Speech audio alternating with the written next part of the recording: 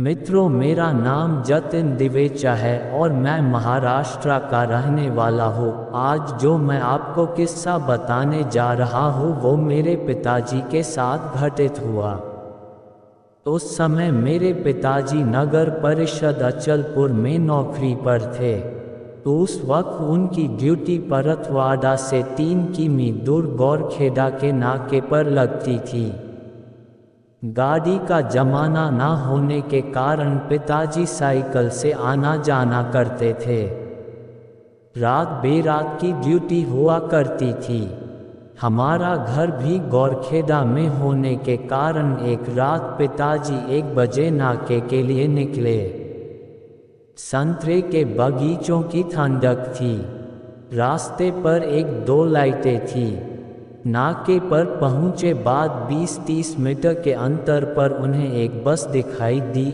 वो बस वहां नाके पर आकर रुकी और उस बस के ड्राइवर ने कंडक्टर को नीचे उतरकर देखने को कहा कि नाका आया या नहीं।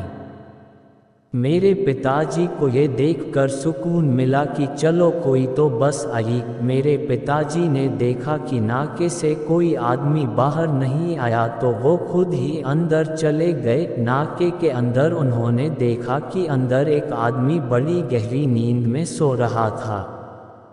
मेरे पिताजी ने उसको उठाया और बोला, अरे बाहर गाड़ी आई है और तुम अंदर आराम से सो रहे हो। वो आदमी एक बार तो चौंक कर बोला कि मैंने तो कोई आवाज़ नहीं सुनाई दी।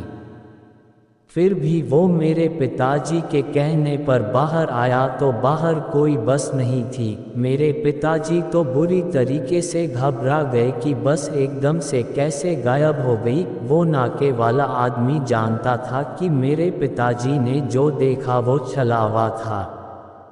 नाके वाले ने सिर्फ ये कहा कि गांव वालों से इसके बारे में पूछ लेना, वो सब कुछ तुम्हें बता देंगे। अगले दिन सुबह मेरे पिताजी ने एक गांव वाले किसान से पूछा, कल रात 1 बजे मुझे सवारियों से भरी एक बस दिखाई दी और थोड़ी देर बाद वो गायब हो गई।